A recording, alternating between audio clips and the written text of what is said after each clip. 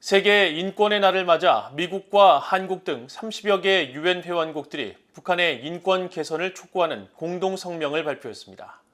유엔 주재 미국 대사는 탈북민과 면담까지 한 사실을 공개하며 북한 정권이 주민들에 대한 기본 권리인 자유를 보장하지 못하고 있다고 지적했습니다.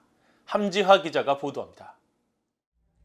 미국과 한국, 일본 등 31개국은 세계 인권의 날을 하루 앞선 9일 북한 정권의 인권 유린 실태를 지적하고 개선을 촉구하는 공동 성명을 발표했습니다.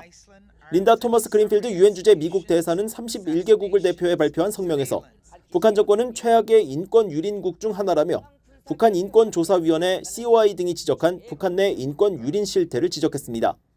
The DPRK's totalitarian government holds more than 100,000 people in political prison camps, where they suffer abuses including torture, forced labor, summary executions, starvation, and gender-based violence. A UN Commission of Inquiry determined in 2014 that these violations amount to crimes against humanity. Perpetrators need to be held accountable. 31개국은 이날 공동성명에서 정치범 수용소에 수감되지 않은 일반 북한 주민들도 표현의 자유와 정보, 심지어 사상의 자유를 포함한 기본적인 인권을 거부당한다고 지적했습니다. 또 북한의 억압적인 정치적 분위기는 재원을 무기개발로 돌리는 강압적인 통치체계를 허용한다며 이런 상황은 북한 주민들이 심각한 경제적 어려움과 영양실조 등으로 고통받는 데 이루어지고 있다고 비판했습니다. 이날 공동성명에는 미국과 영국, 프랑스, 노르웨이 등 안보리 이사국과 한국, 일본, 캐나다, 우크라이나 등이 별도로 동참했습니다.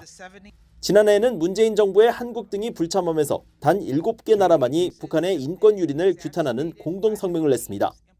토머스 그린필드 대사는 이날 별도의 성명을 통해서도 북한 정권의 인권 유린 실태를 강하게 비판했습니다. 특히 지난 7일 탈북민 박노아 씨와 면담한 사실을 공개하면서 북한 정권 아래 살고 있는 사람들이 생명과 자유, 안전이라는 기본 인권을 보호받지 못하고 있다고 밝혔습니다. He told me about the simple freedoms that North Koreans are not able to enjoy, like the freedom to spend time with their friends and family, or the ability to study at a university, or even to take a vacation. He also told me that he supported diplomatic dialogue with the DPRK regime, any way to help the everyday people who are suffering under the oppression. 한편 유엔 안보리는 이날 오후 비공개로 북한 인권 상황을 논의한 것으로 전해졌습니다.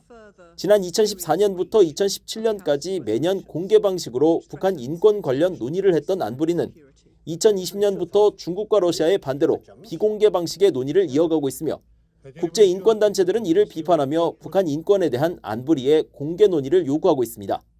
BOE 뉴스 함지아입니다.